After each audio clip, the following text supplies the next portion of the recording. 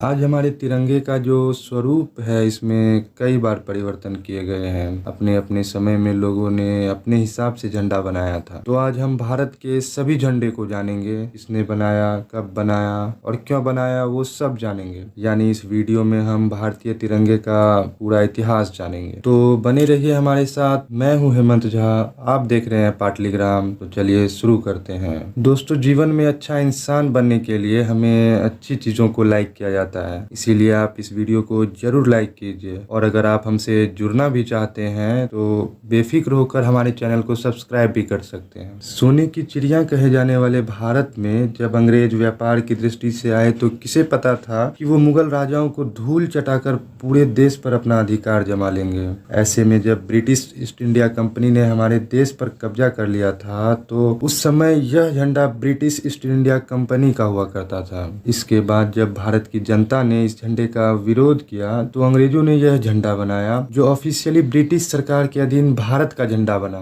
दोस्तों, उस समय अंग्रेजों के अधीन एक भारतीय नौसेना हुआ करता था। ये जो झंडा आप देख रहे हैं ये उस समय भारतीय नौसेना का हुआ करता था, क्योंकि उस समय हमारी नौसेना अंग्रेजों के अधीन थी। इसीलिए उस समय नौसेना का नाम ब्रिटिश भारतीय पताका ब्लू स्टार इंडिया रखा गया था। लेकिन दूसरी ओर भारत के लोगों में अंग्रेजों से आजादी पाने की आग सुलगते ही जा रही थी। इसीलिए वर्ष 1857 में पहली बार हिंदुस्तान में आजादी की संगठित लड़ाई शुरू हुई। जी हाँ, मैं 1857 की क्रांति के बारे में ही बात कर रहा हूँ। लेकिन किसे पता था कि असमय शुरू हुई 1857 की खतरनाक क्रांति भी असमय समाप्त हो जाएगी। सैनिकों की तरफ से शुरू हुए इस विद्रोह को अंग्रेजों ने बेरहमी से कुचल दिया था। भारत के इस प्रथम स्वाधीनता संग्राम के दौरान जो झंडा राष्ट्रीय ध्वज के रूप में इस्तेमाल किया गया था वह ऐसा दिखता था, जिसमें हरे रंग की पृष्ठभूमि में एक चांद और एक कमल का फूल बना हुआ था। इस झंडे को अंग्रेजी चोट से धूमिल हुए भारतवर्ष के अंतिम मुगल बादशाह बहादुर शाह जफर ने फहराया था। ये जो झंडा आप देख रहे हैं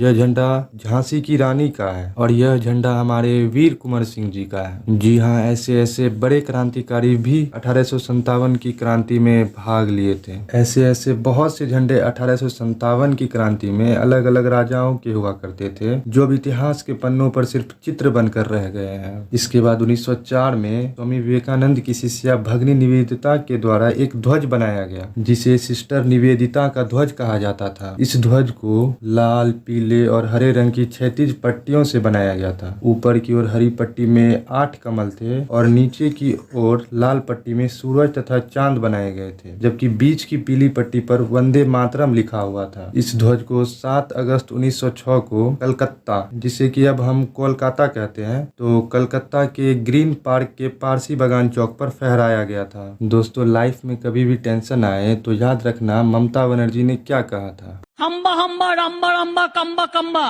दुम्बा दुम्बा बुम्बा बुम्बा बम्बा बम्बा।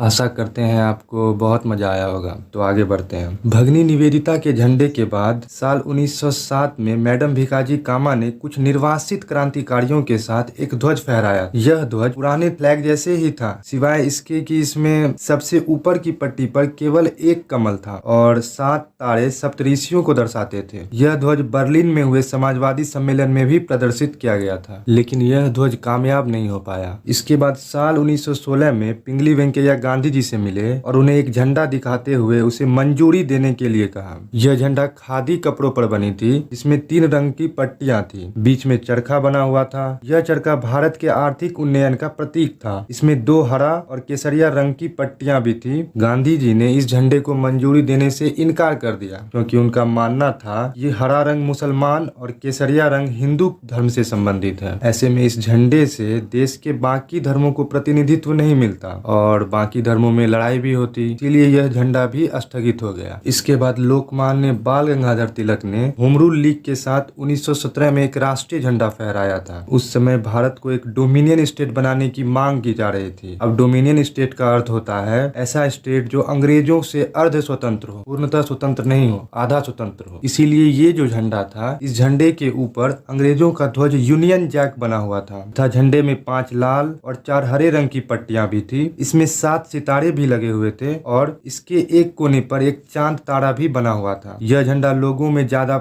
लोकप्रिय नहीं हो पाया, इसीलिए यह झंडा भी आगे नहीं बढ़ पाया। अब साल 1921 की बात है, जब विजयवाड़ा में कांग्रेस का अधिवेशन हुआ था। इस दौरान आंध्र के एक युवा ने एक झंडा तैयार किया और गांधी जी के पास लेकर आया। इस झंडे में 2 रंग थे, दोनों रंग 2 समुदायों हिंदू और मुसलमानों को रिप्रेजेंट कर रहे थे। इस पर गांधी जी ने सुझाव दिया कि यह भारत के बाकी समुदायों को भी प्रतिनिधित्व करने के लिए क्यों ना इसमें सफेद पट्टी भी जोड़ दिया जाए। और सफेद रंग जो होता है शांति का भी प्रतीक होता है। साथ ही इसमें देश की प्रगति को दिखाने के लिए चरखा भी लगा दिया गया। बताया जाता है कि यह झंडा आयरलैंड के उस समय के झंडे से प्रेरित था, जो उस समय अंग्रेज से आजादी की लड़ाई लड़ रहा था। लेकिन इस झंडे को कांग्रेस ने मान्यता नहीं दी। कांग्रेस ने मान्यता नहीं दी तो यह झंडा भी रद्द हो गया। इसके बाद वर्ष 1931 में पिंगली वेंकैया ने पुनः 3 रंगों का इस्तेमाल कर एक नया ध्वज तैयार किया, जिसमें केसरिया, हरा और सफेद रंग था तथा बीच में एक चरखा बना हुआ था। 1931 में कांग्रेस ने इस ध्वज को मान्यता भी दे दी और इस ध्वज को कमेटी का ऑफिशियल ध्वज भी मान लिया गया था। इसीलिए साल 1931 भारतीय ध्वजों के इतिहास में एक उल्लेखनीय वर्ष के रूप में दर्ज है। इस ध्वज को सुभाष चंद्र बोस की आजाद हिंद फौज ने भी अपनाया। लेकिन इन सब के बीच दुख की बात यह थी कि अंग्रेज अब तक भी भारत पर शासन कर ही रहा था। लेकिन फाइनली वो दिन भी दूर नहीं था जब सदियों के संघर्ष के बाद भारत को अंग्रेजों से पूर्णतः आजादी मिलने ही वाली थी। इसी बीच 22 जुलाई 1947 को डॉक्टर राजेंद्र प्रसाद की अगुवाई में गठित कमेटी ने स्वतंत्र भारत, जी हाँ स्वतंत्र भारत, क्योंकि 1947 में भारत आजाद हो चुका था, तो डॉक्टर राजेंद्र प्रसाद की अगुवाई वाली कमेटी ने स्वतंत्र भारत में राष्ट्रीय ध्वज को मान्यता दे दी। यह ध्वज पिंगली वेंकैया द्वारा पुराना ध्वज ही था। इस राष्ट्रीय ध्वज में 3 रंग केसरिया, हरा और सफेद पहले से ही थे। बस चरखे की जगह सम्राट अशोक का धर्म चक्र को लगाया गया था। इस धर्म चक्र की 24 तीलियां एक दिन रात यानी 24 घंटे को दिखाते थे। तो इस प्रकार स्वतंत्र भारत को उसका राष्ट्रीय ध्वज मिल गया था, जिसे 15 अगस्त 1947 को भारत के पहले प्रधानमंत्री पंडित जवाहरलाल नेहरू ने लाल किले पर फहराया था। इसीलिए